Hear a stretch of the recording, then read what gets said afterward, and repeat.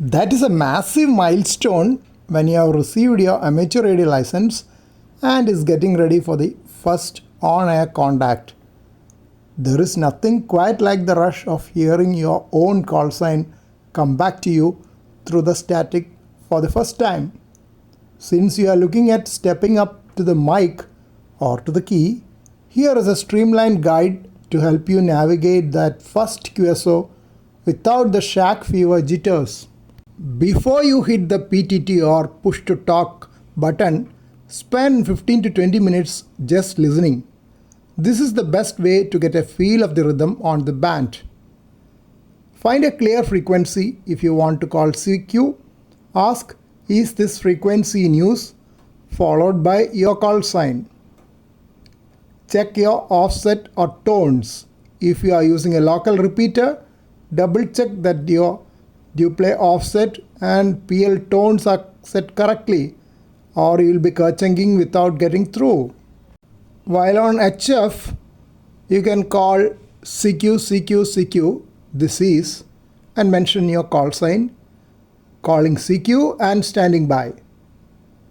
That's best for finding anyone available to chat. Then there is a tail end. While you're monitoring, just mention your call sign at the end of a QSO, letting people know you are available on a repeater also. On repeaters, we usually don't call CQ. The response will be, wait for someone to finish a call, then say their call sign, this is your call sign.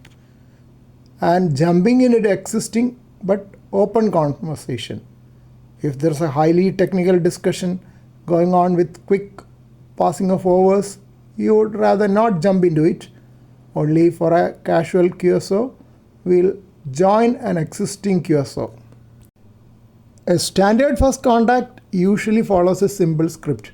Don't worry about being fancy. Clear and concise is the gold standard.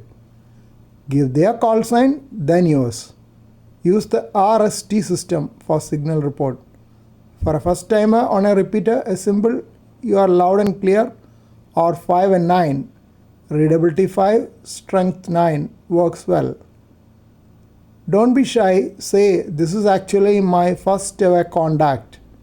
Hams love welcoming newbies and will usually be extra patient and helpful.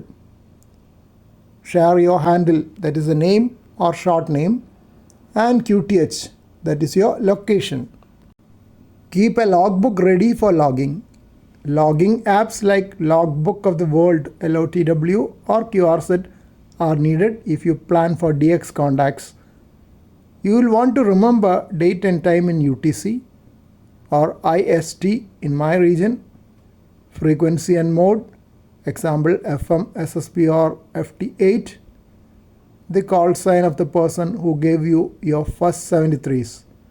And of course, you have to add the report sent and received. For newcomers, it is better to have a cheat sheet on your desk with phonetic alphabet like Alpha, Bravo, Charlie, etc. and your own call sign written in big letters, because you may miss something when you are nervous.